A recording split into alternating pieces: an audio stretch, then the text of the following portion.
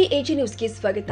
ಬಾಗಲಕೋಟೆ ಜಿಲ್ಲೆಯ ಗುಳೇದಗುಡ್ಡ ತಾಲೂಕಿನ ಹಣಾಪುರ ಎಸ್ಪಿ ಗ್ರಾಮದಲ್ಲಿ ಜಿಲ್ಲಾ ಪಂಚಾಯಿತಿ ತಾಲೂಕು ಪಂಚಾಯಿತಿಯಿಂದ ಸರ್ಕಾರಿ ಹಿರಿಯ ಪ್ರಾಥಮಿಕ ಶಾಲೆ ವತಿಯಿಂದ 2018-19ನೇ ಸಾಲಿನ ಠೇವಣಿ ವಂತಿಕೆ ಅಡಿಯಲ್ಲಿ ನಿರ್ಮಿಸಿದ ಹಾಗೂ 2019-20ನೇ ಸಾಲಿನ ನಬಾರ್ಡ್ 25 RIDF ಯೋಜನೆಯ ಅಡಿಯಲ್ಲಿ ನಿರ್ಮಿಸಲಾದ ಹಣಾಪುರ ಎಸ್ಪಿ ಗ್ರಾಮದ ಸರ್ಕಾರಿ ಹಿರಿಯ ಪ್ರಾಥಮಿಕ ಶಾಲಾ ಕೊಠಡಿಯನ್ನ ಉದ್ಘಾಟಿಸಿ ಮಾತನಾಡಿದರು. ಬಡತನದಿಂದ ಮಕ್ಕಳನ್ನ ಶಿಕ್ಷಣದಿಂದ ವಂಚಿತರನ್ನಾಗಿ ಮಾಡಿದೆ.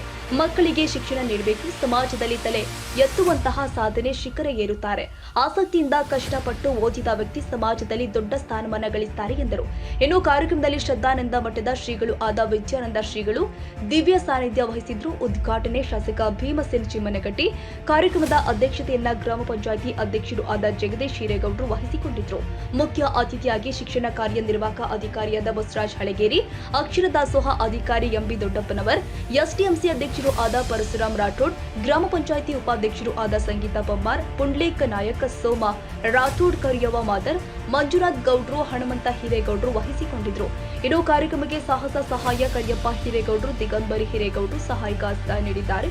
ಶಾಸಕ ಭೀಮಸೇನ್ ಚಿಮ್ಮನಗಟ್ಟಿ ಹಾಗೂ ಗಣ್ಯರನ್ನ ಶ್ರೀಗಳನ್ನ ಸನ್ಮಾನಿಸಲಾಗಿದೆ.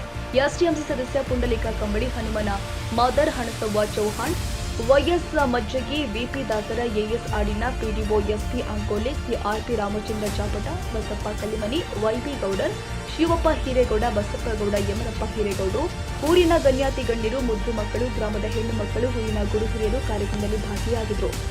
ತಾಜಾ ಸುದ್ದಿಗಾಗಿ ಎಜೆ ನ್ಯೂಸ್ 24x7ಗೆ ಸಬ್ಸ್ಕ್ರೈಬ್ ಮಾಡಿ ಮತ್ತು ಬೆಲ್ ಐಕಾನ್ ಒತ್ತಿ ತಪ್ಪದೇ ಲಿಂಕ್ ಶೇರ್ ಮಾಡಿ.